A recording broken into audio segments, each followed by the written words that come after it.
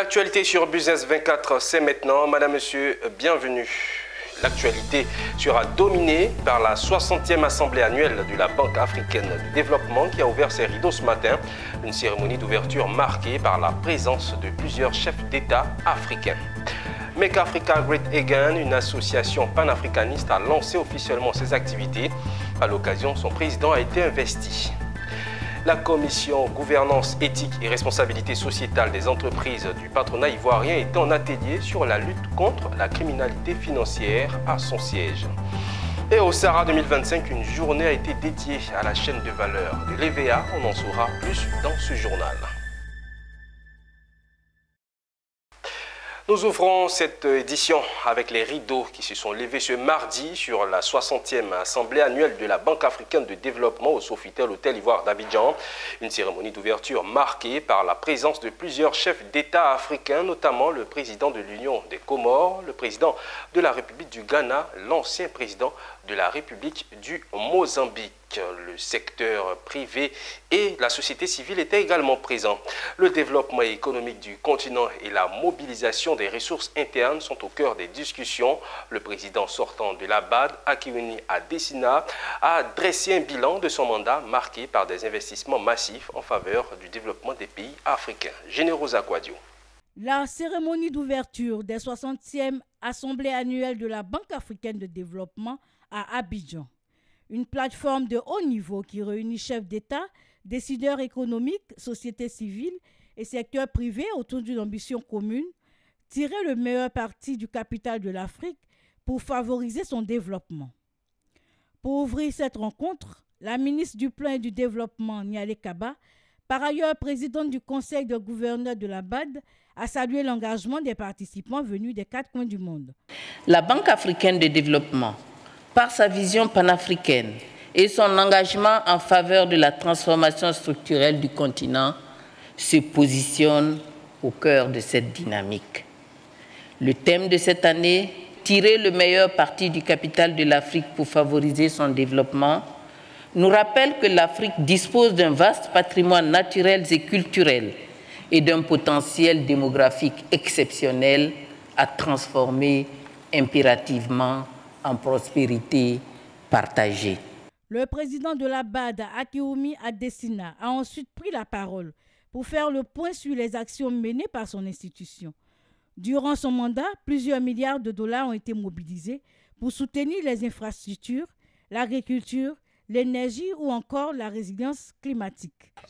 Excellence, en 10 ans, notre travail a permis à 103 millions d'Africains de parvenir à la sécurité alimentaire et a fourni à plus de 22 millions d'agriculteurs l'accès à des technologies agricoles améliorées. L'inspiration du sommet Nourrir l'Afrique a éclairé notre action innovante suivante, à savoir parvenir à l'accès universel à l'électricité en Afrique. Pour accélérer l'accès à l'électricité, la Banque africaine de développement et la Banque mondiale, moi-même ainsi que le président de la Banque mondiale, Adji Banga, avons lancé collectivement ce que nous avons appelé Mission 300 à Dar es Salaam pour raccorder 300 millions de personnes en Afrique à l'électricité d'ici 2030. Une vision saluée par les dirigeants présents. Dans son discours, le président Alassane Ouattara a rappelé le rôle central de la BAD dans la croissance du continent et appelé à renforcer la coopération africaine. Les efforts doivent se poursuivre pour que cette croissance soit porteuse de vie meilleure pour les populations et de transformation profonde à l'échelle du continent. Je me réjouis donc du thème des présentes assemblées annuelles qui nous invite à tirer, je cite, le meilleur parti du capital de l'Afrique pour favoriser son développement. C'est un véritable challenge. Ce thème nous donne ainsi l'occasion d'échanger sur les réformes et les politiques à mettre en œuvre pour permettre au capital humain, naturel, financier et commercial de contribuer efficacement à la transformation structurelle des économies africaines. Au cœur des échanges cette année, la mobilisation des ressources internes, l'investissement privé et l'innovation technologique. Le clou de cette rencontre est l'élection du futur président de la BAD parmi les 5 candidats déclarés. Les assemblées annuelles de la BAD 2025 se poursuivront jusqu'au 31 mai avec des panels et des sessions de très haut niveau.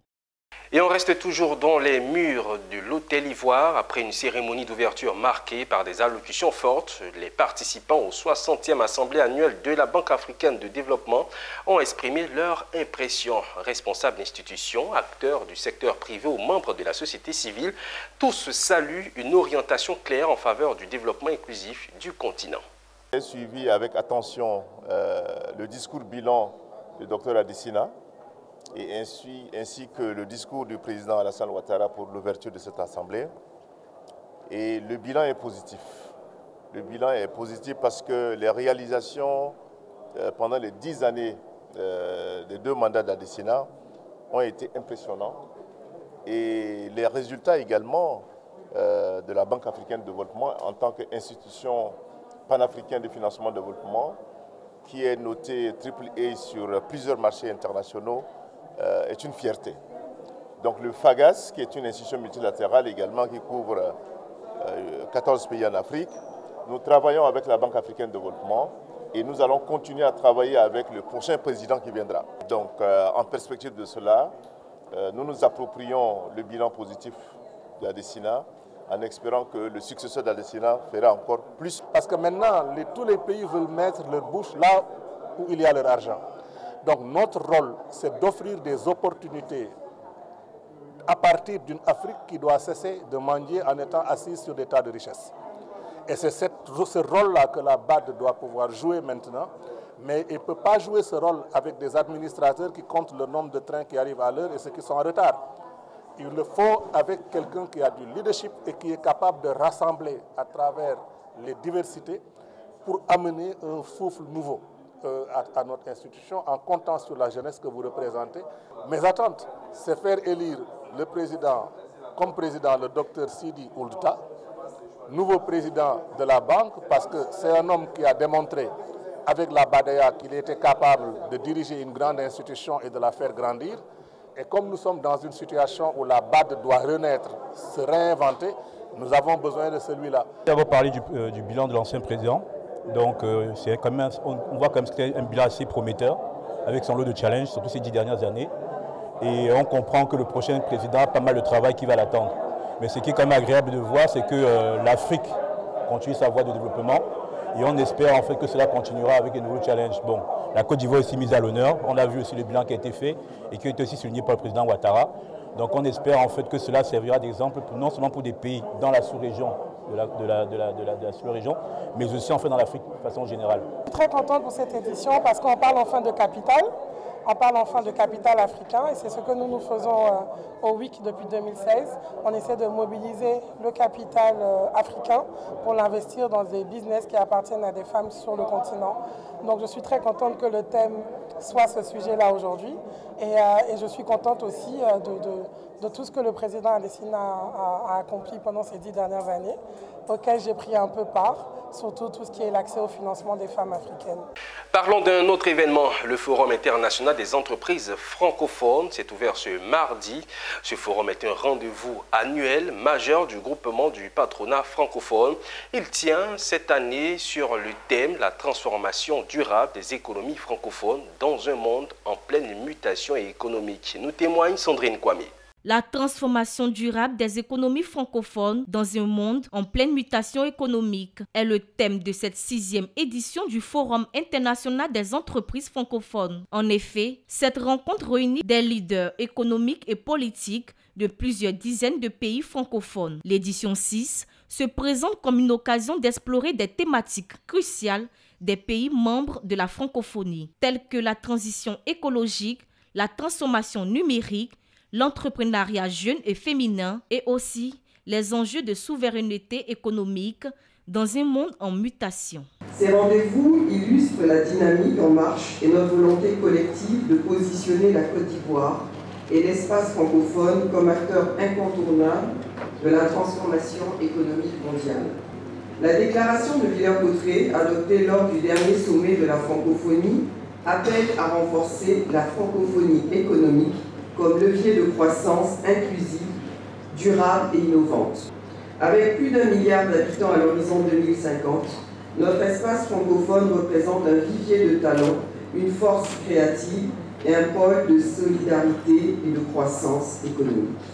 Comme on a dit, on essaie de regrouper les espaces francophones. D'abord, félicitations au GPF, parce que c'est une institution qui nous permettra d'abord, qui est dans le secteur privé, donc l'économie, et l'économie est la base de toute chose.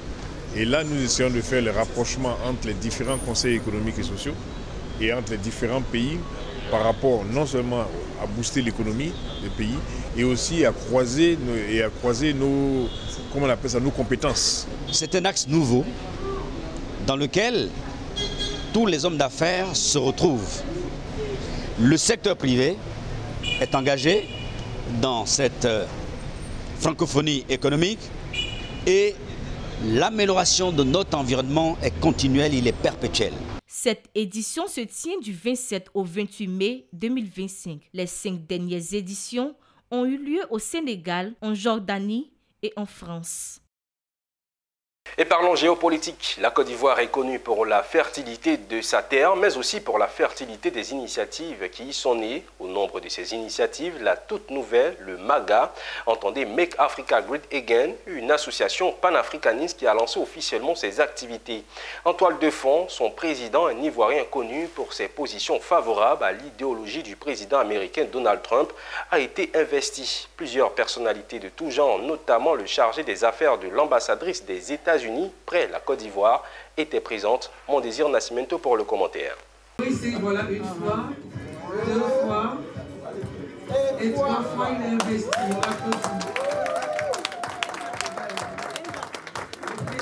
Le mouvement dont le nom fait écho au célèbre slogan du président américain Donald Trump, Make America Great Again, entend adapter cette idéologie à l'Afrique. À sa tête, un Ivoirien connu pour ses prises de position favorables à l'idéologie trumpienne a été investi président.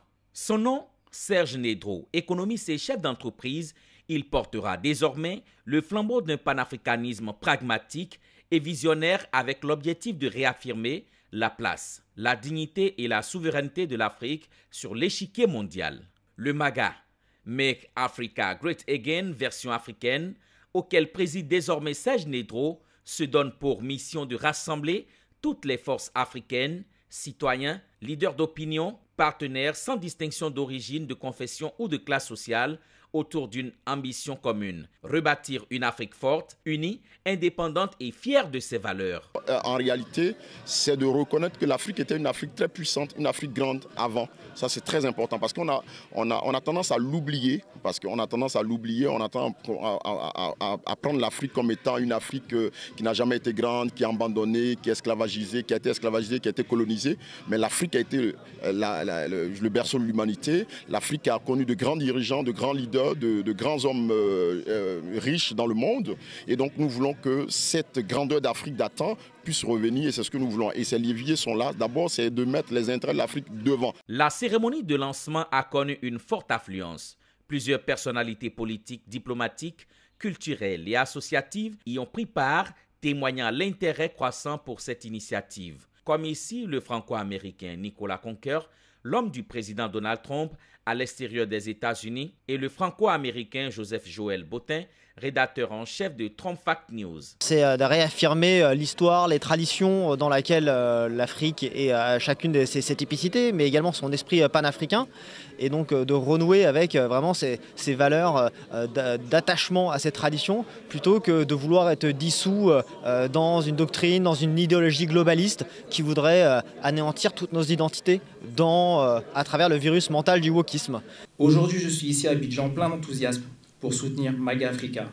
Ce mouvement est plus qu'un slogan, c'est une vision, celle de redonner à l'Afrique sa grandeur, sa place, sa fierté. Je tiens à saluer à nouveau Serge Nedro, mon frère, un véritable visionnaire qui ose porter haut cette idée. Faut-il le rappeler, Serge Nedro est aussi un écrivain et a déjà publié son livre intitulé « L'héritage Trump en Afrique » qui a été dédicacé aux sorties de son investiture. En s'inscrivant dans une dynamique de transformation continentale, le MAGA, Make Africa Great Again, ambitionne de devenir un catalyseur de projets, de politiques et d'actions concrètes visant à remettre l'Afrique au centre de son propre développement.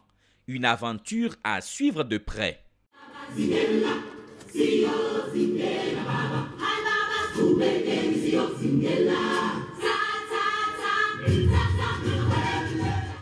La commission gouvernance, éthique et responsabilité sociétale des entreprises du patronat ivoirien a initié le jeudi dernier l'atelier sur la lutte contre la criminalité financière à son siège dans la commune du Plateau, tenu sous le thème « Lutte contre la criminalité financière, rôle du secteur privé ». Cette activité est un cadre d'échange et de renforcement de capacités pour les entreprises publiques et privées de mener des réflexions et proposer des outils pour une lutte plus efficiente contre ce fléau. Michel Brou.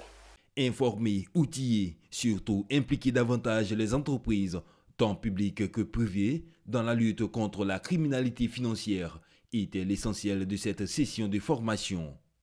Lors de l'atelier, plusieurs experts ont partagé leurs connaissances sur les enjeux actuels et les stratégies à adopter. Des discussions animées ont permis d'identifier des pistes de collaboration entre les entreprises et les institutions publiques et privées, afin de créer un environnement économique plus transparent et sécurisé.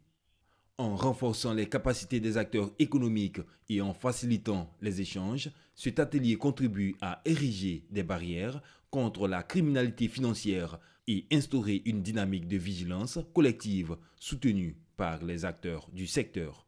Le succès recherché dans cette lutte contre ce fléau mondial ne pourra être atteint que grâce à une mobilisation collective, une coordination étroite entre autorités publiques et acteurs privés et une démarche proactive des entreprises pour intégrer les principes éthiques de transparence, d'intégrité et de conformité à tous les niveaux opérationnels de nos entreprises.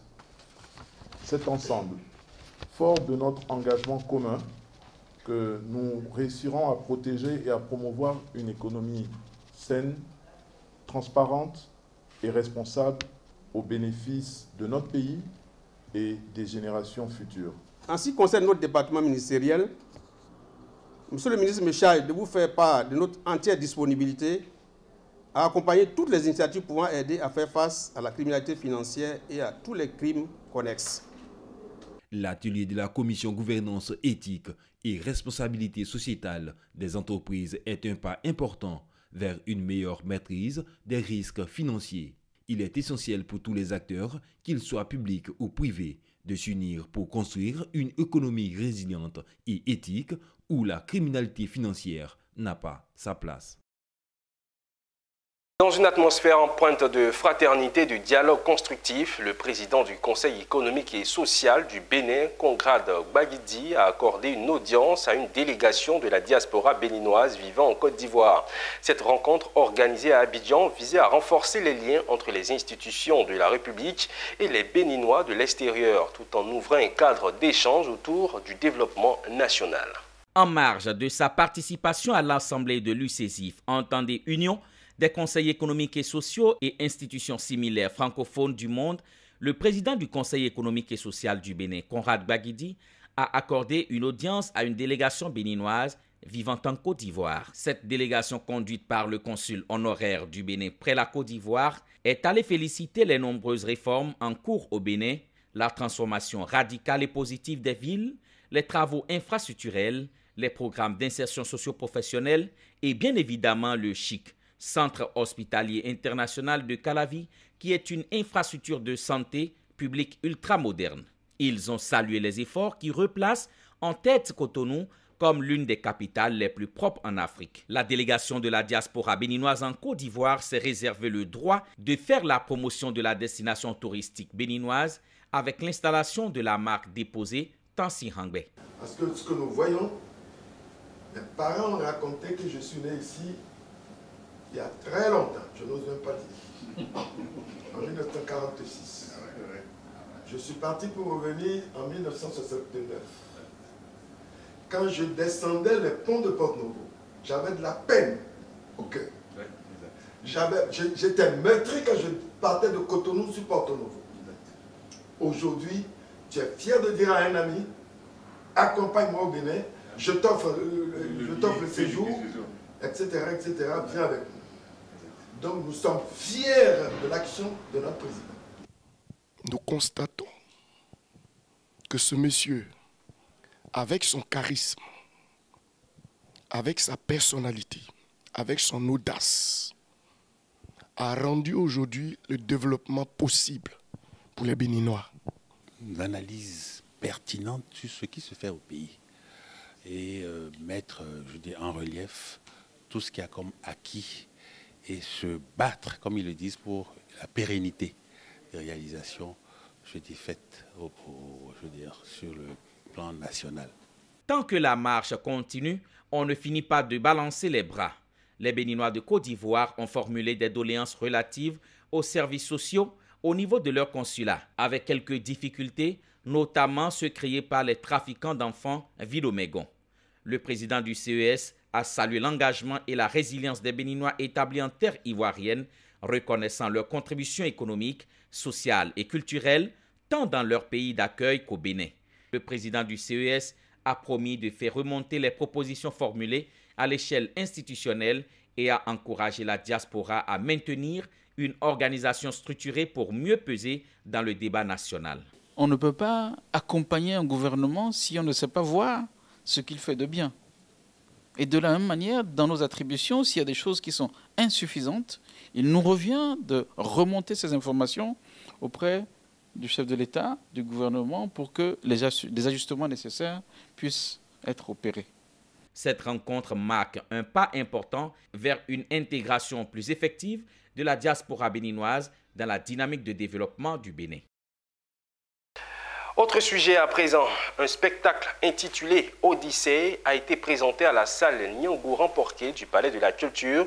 Cet événement artistique d'envergure, fruit d'un travail de création originale de danse contemporaine, s'est voulu spectacle chorégraphie puissant sur les réalités de l'immigration clandestine.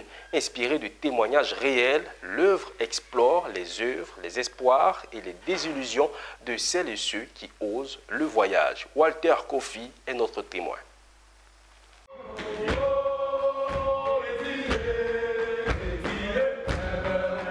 Elle est une pièce qui explore les espoirs et les désillusions liées à la migration irrégulière. Mêlant danse contemporaine afro-jazz et danse-théâtre, Odyssée retrace avec une puissance émotionnelle le périple de femmes et d'hommes en quête d'une vie meilleure. Pour Yannick Morel-Bao, créateur de l'œuvre, Odyssée est née d'une urgence, celle de raconter, de dénoncer et de sensibiliser sur la migration irrégulière. Ce que je recherche réellement, c'est juste sensibiliser, juste montrer les méfaits. Montrer les méfaits et aussi dire à cette jeunesse-là qu'il y a des voies, il y a de bonnes voies pour migrer légalement en Europe, en Asie. Nous avons en plus du spectacle des programmes de sensibilisation dans des écoles et dans des villes, dans 5 villes de Côte d'Ivoire que nous avons commencé. Nous allons continuer après aujourd'hui de sensibiliser dans les écoles parce que nous pensons que le message doit passer déjà par le plus bas niveau et monter. L'artiste a profité de l'occasion pour remercier l'ambassadeur du Royaume des Pays-Bas en Côte d'Ivoire, ainsi que la délégation de l'Union européenne pour leur soutien et a vu la participation de plusieurs autres artistes. Des dangers de l'immigration clandestine et en même temps d'encourager un cadre légal, de démontrer aussi, de montrer nos programmes qui existent pour sensibiliser des jeunes et pour promouvoir l'immigration légale. En même temps, c'est un moyen pour nous, pour notre diplomatie publique, d'encourager l'expression artistique et la danse.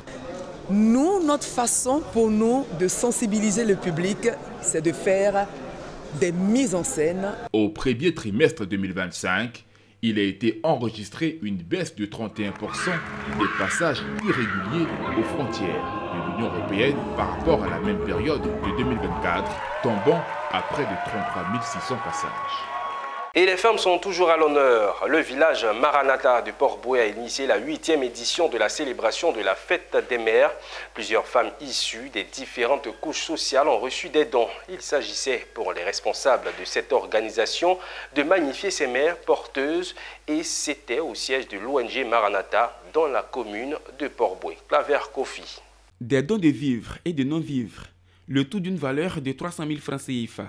C'est le don significatif de l'ONG Maranatha aux femmes de la commune de Port-Bouët à l'occasion de la 8e édition de la célébration de la fête des mères. Mamans qui sont porteuses de vie, qui ont pris soin de nous depuis nos premiers cris natals jusqu'à ce jour, doivent être véritablement honorées dans la grande responsabilité que Dieu leur a confiée en tant que procréatrice. Il faut dire aussi que cette célébration vise à honorer la femme comme il disait tantôt, mais aussi à promouvoir l'autonomisation de la femme à travers les activités génératrices de revenus. Au nom de ses pairs, Mpaki Benadette, présidente de l'association Mon Refuge des femmes de Benogosso, un quartier de la commune de Port-Bouët, a traduit toute sa gratitude à l'ONG Maranatha pour ses actions sur l'autonomisation de la femme et de la protection des droits de la petite enfance. Aujourd'hui, je dis merci à toutes les mamans qui sont présentes ici. Je dis des grands merci. C'est pas évident. C'est pas permis à toutes les mamans de rester dans la joie et l'harmonie. Aujourd'hui, je dis grand merci à Dieu. Dieu nous a donné grande santé. Nous sommes venus au village de Maranatha aujourd'hui pour célébrer les fêtes des mères, mais la joie dans le cœur des mamans qui sont présentes ici aujourd'hui. Je dis merci à toutes les mamans qui sont ici aujourd'hui, qui attendent de fêter cette fête-là. Que Dieu les donne longue vie encore, que l'année prochaine, on se revoit encore, faire plus grand que ça. Propos soutenus par la représentante du ministère de l'Emploi et de la Protection sociale. Yoboa Abiba invite les femmes de cette commune du sud d'Abidjan à s'unir autour d'un idéal commun afin de bénéficier du financement pour les activités génératrices de revenus. Plusieurs prestations artistiques et théâtrales ont meublé cette cérémonie. Rappelons que l'ONG Maranatha apporte régulièrement son assistance aux personnes démunies, mais encore plus à l'éducation des enfants. C'est l'heure d'ouvrir la page consacrée au Sahara 2025.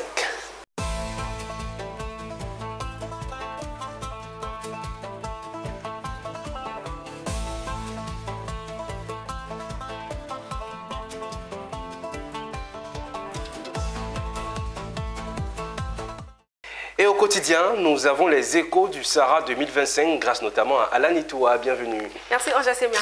Chaque journée au Sahara nous donne droit d'avoir un nouveau programme qui retient l'attention des participants. Évidemment, Anja Semia, c'est le cas de la journée de l'APROMAC qui tient ses promesses. La durabilité de la filière EVA en Côte d'Ivoire, tel est le thème principal de la conférence organisée par cette association et ses collègues. Une journée dédiée à la chaîne de valeur de l'EVA, un thème qui a attiré du monde car il a permis à la fêtière de faire un bilan et de dresser les perspectives. Notre reporter Philippe Zabo nous retrace les faits marquants de cette journée. Que deviendra la filière EVA à la lumière de la transformation technologique et de l'IA? Les enjeux de la durabilité de la filière sont nombreux car il se murmure que certains métiers risquent de disparaître. La conférence débat initiée par l'APROMAC a répondu à toutes ces questions.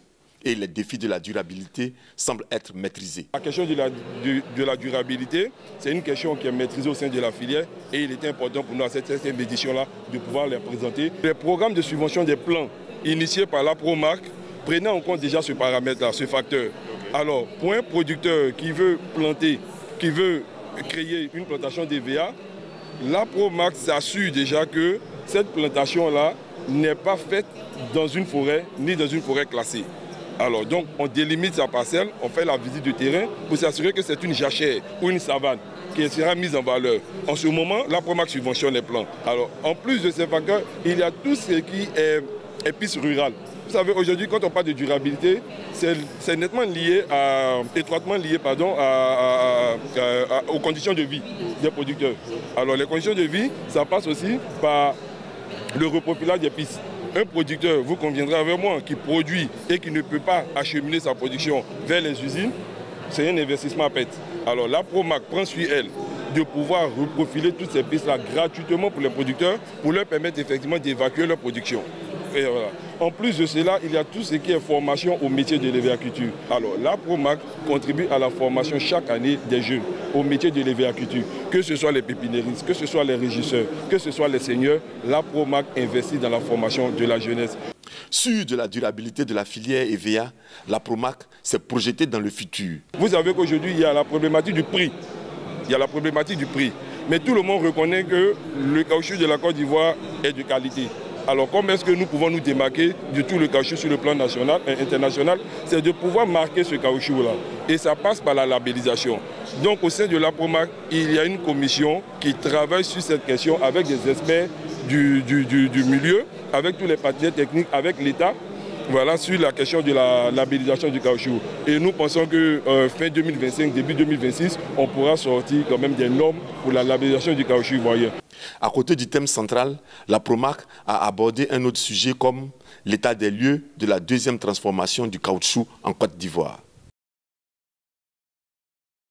Alors Alain, il n'y avait pas que des professionnels du secteur agricole enregistrés au Sahara. Et non, il y a aussi les familles qui prennent d'assaut le parc des expositions. D'ailleurs, un fait a attiré l'attention de nos reporters Philippe Zabo et Richard Akeke, la visite des stands en famille. Avec chacun son objectif, nos reporters ont rencontré ces familles pour qu'elles donnent des raisons de leur visite au Sahara. Suivons ensemble leur reportage. Cette année, vraiment, il y a beaucoup de participants. Et on est vraiment content de découvrir beaucoup de nouvelles choses. Voilà, on découvre. Nous sommes venus aujourd'hui en famille pour visiter, voir quelles étaient les opportunités à travers cette plateforme-là, nous enquérir de ce qui se passe dans le pays en termes de l'agriculture et consorts. Donc aussi, pourquoi pas, réveiller la fibre de l'agriculture dans l'esprit des enfants. Moi, j'ai vu, depuis quelques mois, je suis en train de faire des recherches sur l'élevage de crustacés. Et ici, je suis en train d'apprendre qu'il y a des recherches qui sont faites dans ce sens pour qu'il y ait l'élevage de crustacés dans tous les genres ici en Côte d'Ivoire. Donc déjà là, j'ai appris. J'ai vu aussi les Chinois qui apportent beaucoup d'idées pour accompagner toute personne qui veut s'engager dans ce sens-là. Je suis avec mes mamans, donc pour la fête des mères, j'ai voulu qu'elles soient au Sahara pour découvrir un peu tout ce qu'il y a à voir, puisqu'elles n'ont pas l'habitude de sortir. On a jugé bon de passer un bon moment au Sahara aujourd'hui. Elles connaissent tout avant nous, mais aujourd'hui, avec la technologie, avec les différentes transformations, elles ont découvert beaucoup de choses, comme la transformation du cajou, les caramels de cajou. Et puis on a vu la volaille d'or par exemple avec des poulets de 1 500 000 qu'elles ne connaissaient pas. Donc elles ont découvert et elles sont contentes, n'est-ce pas? Et nous le voyons, les visites au Sahara en famille, ça fait du bien à l'âne. Comme vous pouvez le constater, ça fait vraiment du bien. Et c'est tout pour l'actualité du Sahara d'aujourd'hui. Merci infiniment, rendez-vous demain. Merci à vous aussi. On poursuit l'information en nous rendant à Bondoukou. Les anciens du lycée moderne de cette localité des années 90-2000 ont organisé une grande journée d'excellence et de promotion du mérite. Cette initiative, qui est à sa 4e édition, a permis de récompenser une quarantaine d'élèves de la 6e à la terminale, toutes séries confondues. L'objectif de cette journée organisée par les alumni, inculquer les notions de travail et de résilience à leurs cadets. On voit tout cela avec Anissé Kouadio. L'amicale des anciens du lycée de Bondoukou, promotion 90-2000, sont de retour à la maison. Aujourd'hui, plusieurs d'entre eux occupent des postes de responsabilité dans des structures publiques et privées du pays et à l'international. Ils se retrouvent pour la 4e édition de la journée de l'excellence et du mérite, qui a pour objectif de récompenser leurs cadets qui ont performé tout le long de l'année scolaire 2024-2025. Nous avons voulu revenir non pas pour recevoir, mais pour donner. Donner aux jeunes, donner aux meilleurs d'entre eux la reconnaissance qu'ils méritent, l'encouragement qu'il faut et le soutien qui les inspire. Pour cette 4e édition de cette journée d'excellence, l'amicale des alumni du lycée de Bondoukou ont distingué 45 élèves de la 6e à la terminale. Tout le long de cette cérémonie, les élèves distingués aux côtés de leurs parents ont reçu de nombreux prix grâce aux efforts des anciens de cet établissement résidant en Côte d'Ivoire ou ailleurs dans le monde. Démontrer le chemin à nos cadets. Cet établissement nous a donné et nous voulons rétribuer ce que l'établissement nous a donné à nos cadets. pour qu'ils puissent suivre et marcher dans nos traces. Ces distinctions sonnent comme une motivation supplémentaire pour les récipiendaires. Nous tenons à exprimer notre reconnaissance à l'endroit de l'amicale des anciens élèves qui ont eu l'initiative louable d'organiser cette journée. Votre engagement est une source d'inspiration et un témoignage de votre attachement à l'excellence et au succès de la jeunesse. Je vous engage à toujours donner le meilleur de vous-même. Soyez des élèves curieux, respectueux et déterminés. La Côte d'Ivoire de demain s'est construite avec les talents que vous êtes aujourd'hui. Notons que c'est plus de 3 millions de francs CFA qui ont été investis par les anciens des années 90 à 2000 du lycée moderne de Bondoko qui, en revenant chez eux à la maison, ont pour objectif d'inculquer à leurs cadets les notions de travail, de résilience et d'abnégation qui sont des éléments indispensables qui leur permettront absolument de s'assurer un avenir radieux. L'aspiration au bien-être en Afrique est au cœur d'un colloque international à l'université Alassane Ouattara. Cette rencontre ouverte ce mardi et organisée par le Centre de recherche pour le développement mobilise des experts internationaux issus de plusieurs domaines. À cet effet, les travaux du colloque portent sur le thème « Repenser le bien-être, contribution des sciences sociales à la construction et à la compréhension du bien-être social dans le monde et en Afrique ». Emmanuel Bonzo. Le bien-être, cette notion est au centre des travaux d'un colloque international à l'université Alassane Ouattara de Bouaké. Porté par le Centre de recherche pour le développement CRD, cette rencontre mobilise de nombreux experts venus d'Afrique et d'Europe. Il s'agit du 27 au 30 mai prochain pour les participants de réfléchir sur les aspirations de bien-être des populations africaines. Ce colloque va réunir ici des fruits de la recherche scientifique, mais aussi des expertises, des idées, des expériences pratiques et théoriques, mais surtout une même volonté de faire progresser cette réflexion autour de ce thème qui est le bien-être et porté par le CRD. C'est une invitation à rompre avec les approches rigides, verticales d'appréhension du bien-être pour inclure des dimensions subjectives et sociales plus proches du vécu et des aspirations des populations. Ce colloque, dont c'est la première édition, se veut un cadre d'échange international pour mieux cerner cette notion. Ainsi, les communications vont porter sur les résultats d'une étude pilote sur le bien-être réalisée par le CRD, sur le renforcement d'indicateurs à travers des recherches comparatives en Afrique et en Europe et sur la formulation de recommandations pour une meilleure intégration du bien-être. Je vous invite à profiter pleinement de ce banquet scientifique pour faire avancer nos connaissances, partager nos expériences, mais aussi pour influencer positivement les politiques publiques au service du bien-être de nos populations. Ce colloque international sous le thème « Repenser le bien-être, contribution des sciences sociales à la construction et à la compréhension du bien-être social dans le monde et en Afrique » sera donc l'occasion pour les participants de définir d'importantes approches dont les résultats doivent contribuer à une meilleure prise en compte du bien-être des populations dans les actions de recherche et de politique publique. Merci à vous d'avoir suivi l'actualité sur Business 24 Africa. C'est ici que s'arrête ce journal. Le programme se poursuit.